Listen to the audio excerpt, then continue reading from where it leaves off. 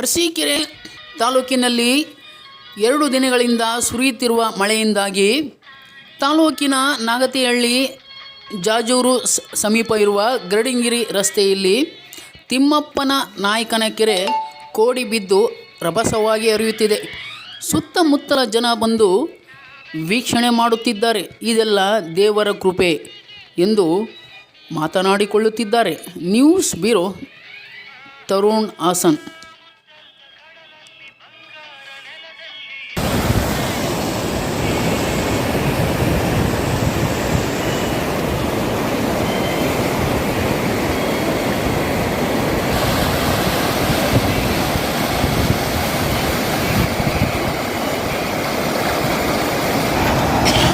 ತಡೆ ಹಾಕುತ್ತೆ ನೀರು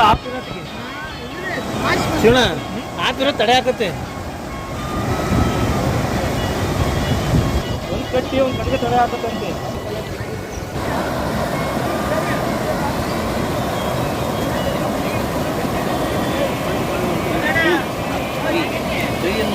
ಅಮೌಂಟ್ ಕೊಟ್ಟರು ಮಾತ್ರ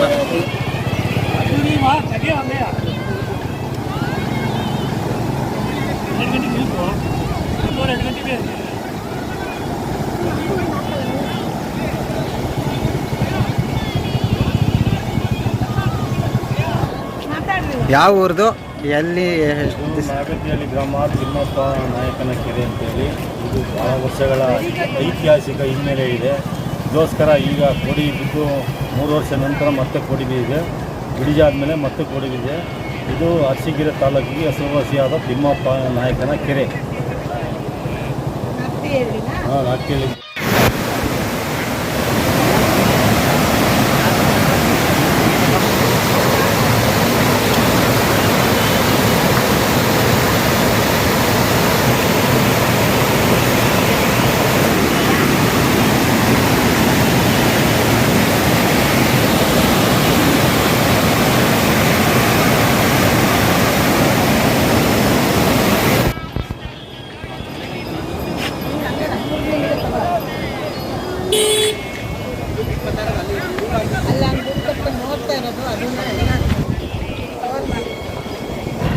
ತಿಮ್ಮಪ್ಪ ನಾಯಕನ ಕೆರೆ 8ನೇ ವರ್ಷದ ಕೋಡಿ ಬೀಳ್ತಿದೆ.